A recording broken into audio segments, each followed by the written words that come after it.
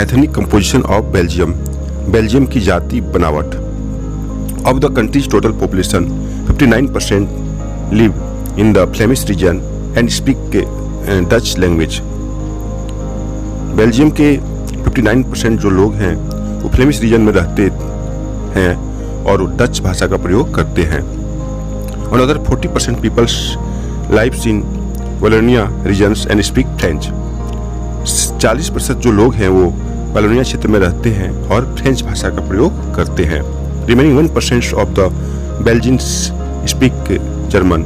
शेष 1% जो लोग हैं वो जर्मन भाषा का प्रयोग करते हैं। In the capital city Brussels, राजधानी शहर जो ब्रुसेल्स है, 80% पीपल स्पीक फ्रेंच। 80% जो लोग हैं वो फ्रेंच भाषा का प्रयोग करते हैं।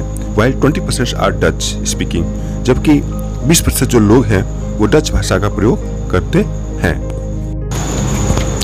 Cause tension between the Dutch and French communities. Dutch और फ्रेंच बोलने वाले लोगों के बीच में जो है झगड़ा का कारण। French speaking communities was rich. French भाषा बोलने वाले लोग अधिक अमीर थे एंड पावरफुल कंपेयर डच, और शक्तिशाली भी थे तुलना में किसके, डच के। But Dutch speaking communities was poor, लेकिन जो लोग डच भाषा का प्रयोग करते थे वो गरीब थे एंड डोंट एजुकेटेड, और पढ़े लिखे बहुत कम थे, नहीं के बराबर। This led to tension between the Dutch and French speaking communities. इसके चलते अक्सर बराबर डच बोलने वाले और फ्रेंच बोलने वाले लोगों के बीच में टेंशन हुआ करती थी, लड़ाई झगड़ा हुआ करती थी। इन द 1960-1970s, 1960 और 70 के दशक में।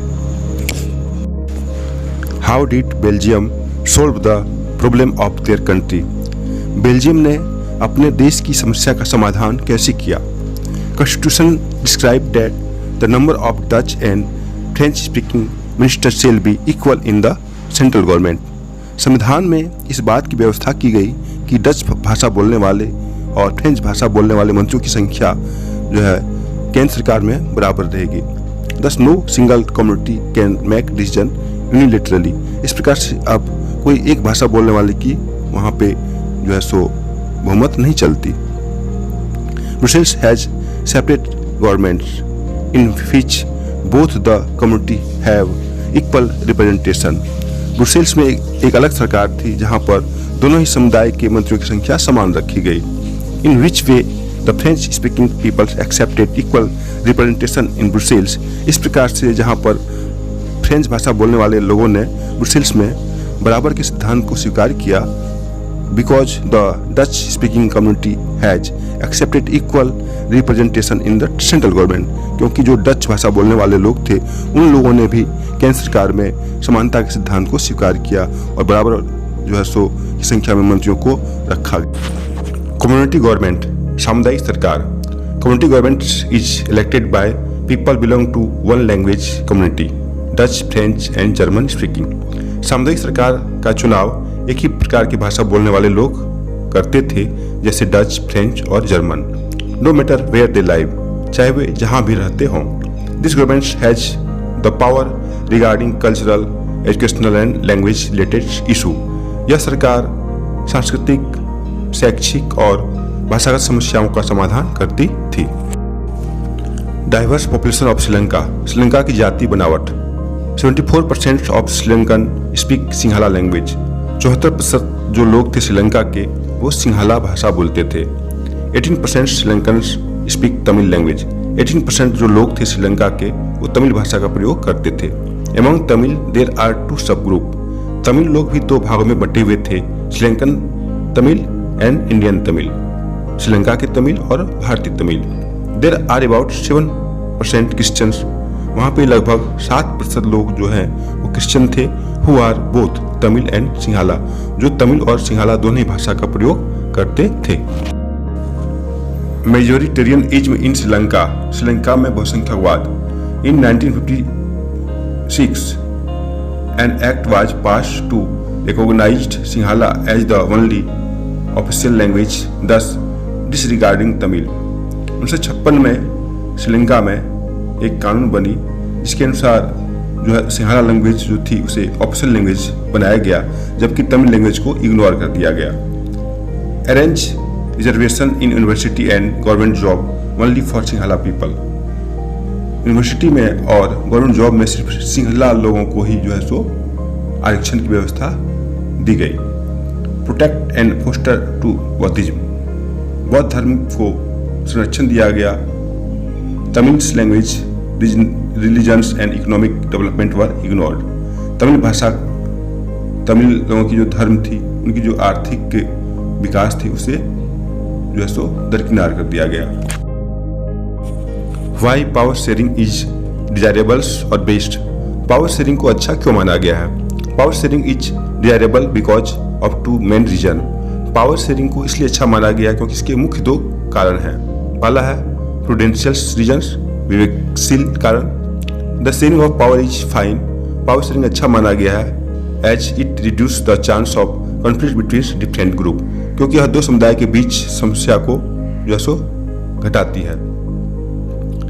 Because social conflicts often take the form of violence and political instability, क्योंकि सामाजिक मतभेद कभी कभी जो है सो हिंसा का रूप धारण कर लेती है और राजनीतिक अस्थिरता की स्थापना हो जाती है। So giving share of power is good for the stability of the political system. इसलिए जो है सो पावर शेयरिंग जो है सो राजनीतिक स्थिरता के लिए जरूरी है। Dictatorship of majority community can be oppressive for minority. जो लोग बहुसंख्यक हैं उनकी ही अगर चलने लगेगी, तो जो लोग अल्पसंख्यक हैं उनको अगर दबाया जाएगा तो इससे क्या होगा? After long times can destroy the unity of country. लंबे समय में जो है सो देश की एकता भंग हो सकती है, देश टूट सकती है। मोरल रीजन्स, नैतिक कारण। Democratic rules involves sharing power with those affected by its exercise and who have to live with its effects. लोकतंत्र का मतलब ये होता है कि जो लोग इस शासन व्यवस्था के अधीन हैं उनके बीच सत्ता का बंटवारा हो जाए। People have right to be consulted on how they are to be govern. जनता का अधिकार है कि किस प्रकार से उन पर शासन हो। Illegal government is one where citizens through participation acquire stoles of the system. इसलिए सरकार वही वैध है जिसमें अपनी भागीदारी के माध्यम से सभी समूह शासन व्यवस्था से जुड़ते हैं। हॉरिजॉन्टल पावर शेयरिंग, सत्ता का क्षैतिज वितरण। Power is shared among different organs of government such as legislature, executive and judiciary, called horizontal power sharing. सत्ता का जो बंटवारा होता है इस व्यवस्था में लेजिस्लेचर, एग्जीक्यूटिव और जुडिशरी के बीच बांट दी जाती है। इसी को सत्ता का हॉरिजॉन्टल पावर शेयरिंग कही जाती है। No governments bodies exercise absolute power. इसमें कोई एक जो संस्था है वह जो है मनमानी नहीं कर सकती है। Governments organs work at the same level but for different purposes. इसमें सरकार की जो अंग है वह सभी की जो पद है बराबर होती है, लेकिन वो अलग अलग उद्देश्य से कार्य करती है। Each organ is independent of other. इसमें हर एक संस्थाएं एक दूसरे से स्वतंत्र होती हैं and thus keep the other organs under check, और एक दूसरे को नियंत्रण में रखती है। वर्टिकल पावर शेयरिंग, सत्ता का ऊर्ध्वाधर वितरण। In vertical power sharing the power is divided among different level of government from highest to lowest. ऊर्ध्वाधर सत्ता के विभाजन में जो सत्ता है, जो पावर है, उसका विभाजन बहुत सारे स्तर पर कर दी जाती है, जो कि जो है सो उच्च से लेकर निम्न तक होती है। Lower organs work under higher level governments. जो छोटे छोटे स्तर की सरकार होती है उनको उच्च स्तर की सरकार के अधीन रहना पड़ता है। State governments do work under central governments. जो राज्य सरकार है वह केंद्र सरकार के अधीन काम करती है। Local governments do work under state government, और जो स्थानीय सरकार है